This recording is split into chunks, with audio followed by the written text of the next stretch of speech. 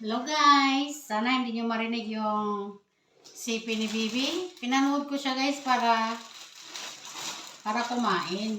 Pero isang subo lang, kunti-unti lang. May ako nakunin bago ko matapos. Hindi naman umabot, hindi naman palagi naman yung cellphone niya guys, kasi bawal talaga yan.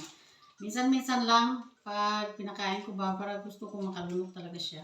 So, ayan, unboxing ko sa inyo ang kinuha ko sa aming kangkungan sa garden kasi guys holiday dito, walang therapy si baby, walang tao, ang emergency room lang yung mayroong nurse, so walang mga therapist dito. So nagpunta kami, umuwi kami sa dali sa bahay, kumuha kami ng mga cold clothes ni baby at saka nagdaan ako dun sa kangkungan.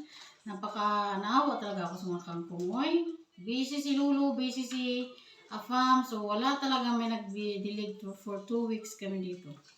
So, meron akong kuha ng mint. Ang bango talaga ng mint. Eh. Ang mint ko kasi, hindi ko na video yun guys. May mint ako dun sa banda-banda, sa tanim na yun ng matanda. Kaso lang, ako lang ang Ako lang ang naglinis. Pakita ko ba sa inyo? Parang napakita ko na yun, mga mint. So guys, ito nakuha kong mint para bumango yung gusto ko. Gusto kong bango dito eh. Para bumango yung room namin. Pag pumasok, magpabango lang yan ang room. Ay, shh! Ingay si mama. Okay guys, maghina ang busis. Kaya magalit si baby. Napagalitan ko. Eh so, okay, I'm done. Ako guys, paano tayo mag-unboxing nito?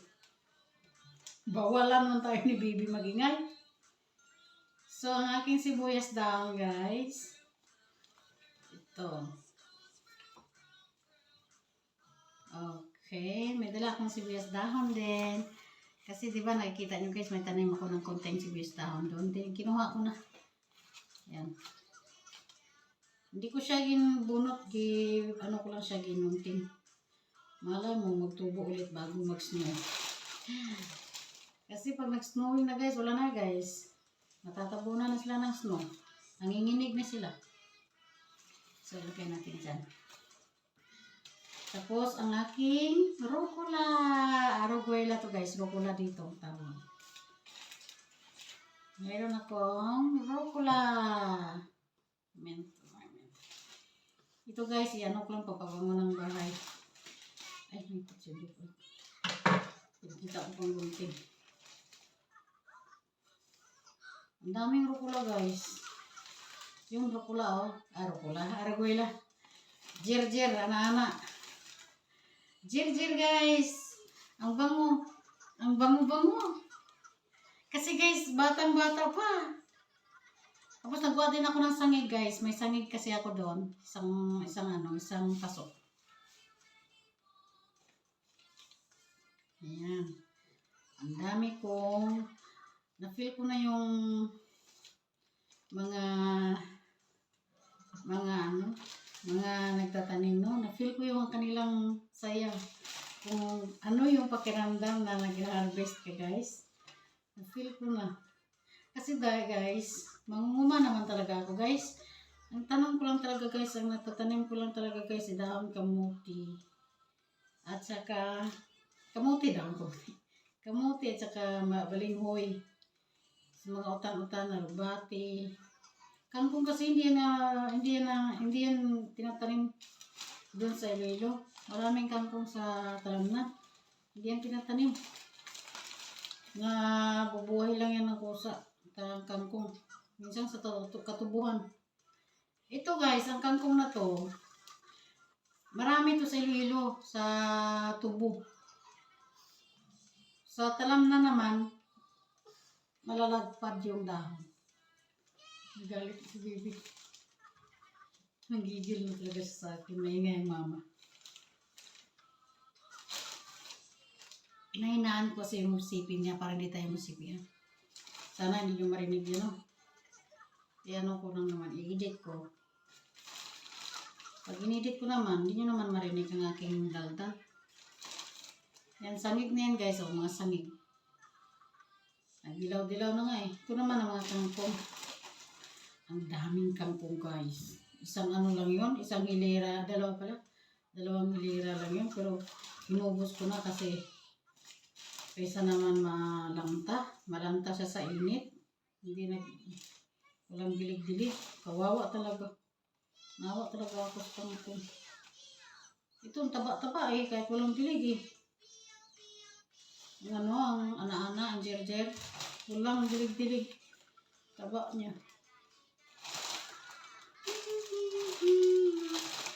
Okay. Ang bango ng sangig. Ang bango ng ana-ana.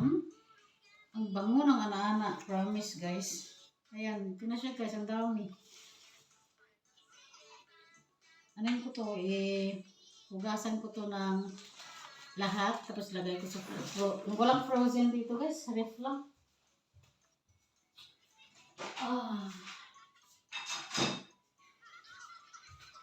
So, may gamit naman dito guys sa therapy hospital.